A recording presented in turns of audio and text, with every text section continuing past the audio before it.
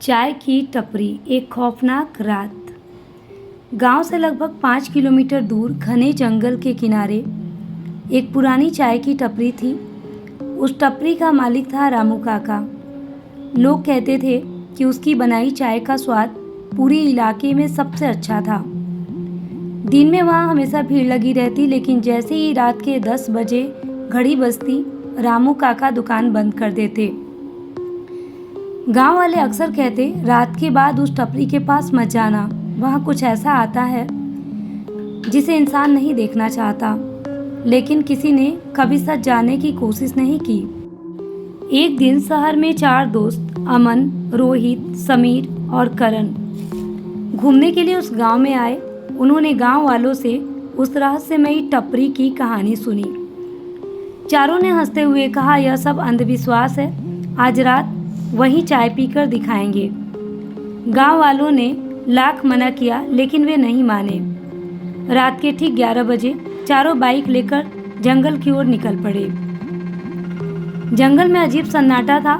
हवा पेड़ों से टकराकर सीटी और आवाज कर रही थी। कुछ देर बाद उन्हें दूर एक पीली रोशनी दिखाई दी। वह वही चाय की टपरी थी। हैरानी की बात यह थी कि दुकान खुली हुई थी। रामू काका चुपचाप चूल्हे पर चाय बना रहे थे। अमन ने हंसते हुए कहा, काका 4 चाय बना दो।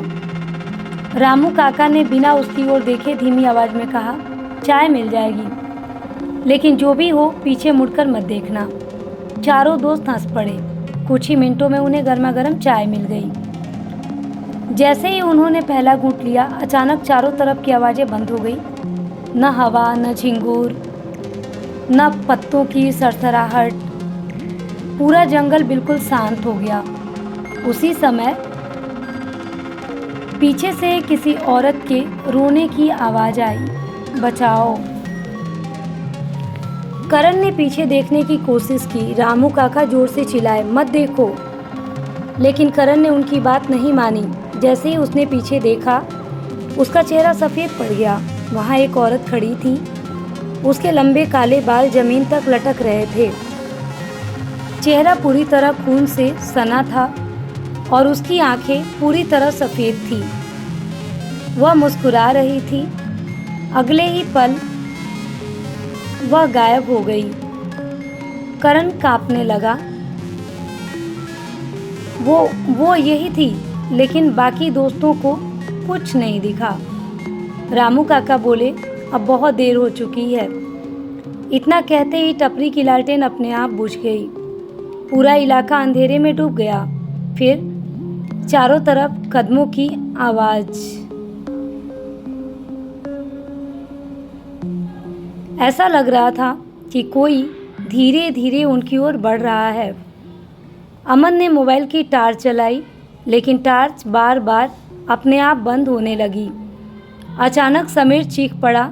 उसने देखा कि टपरी की दीवार पर किसी ने ताजे खून से लिखा था, आज एक और मेहमान। इतना पढ़ते ही दीवार से खून टपकने लगा। चारों दोस्त घबरा गए। उन्होंने बाइक स्टार्ट करने की कोशिश की, लेकिन चारों बाइक बंद थी। उसी समय पीछे से किसी ने धीरे से कहा, चाय कैसी लगी? चारों ने मुड़कर देखा। रामू काका वहाँ नहीं थे।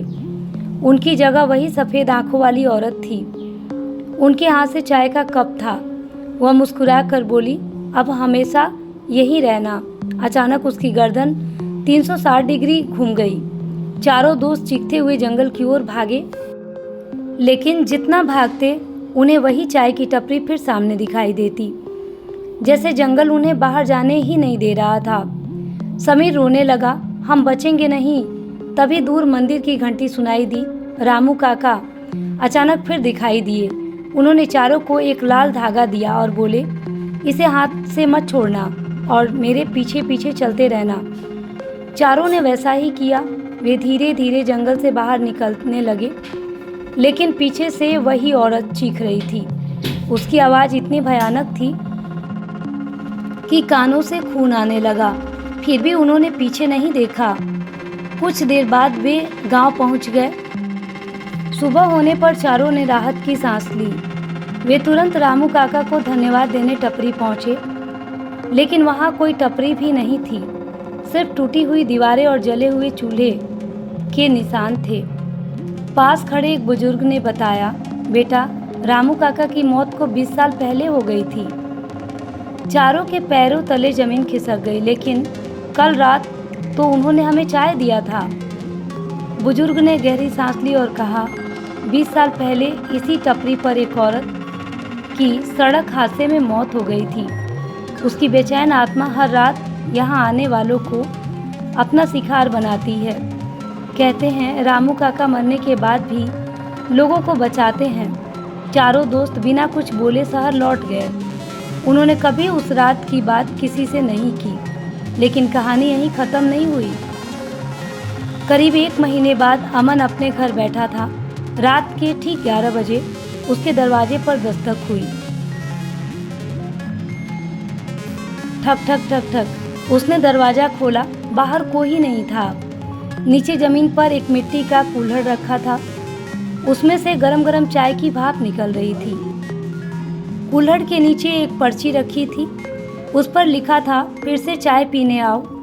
अमन ने डर कर कुल्हड़ फेंक दिया, लेकिन अगले दिन वही कुल्हड़ फिर उसके दरवाजे पर रखा मिला।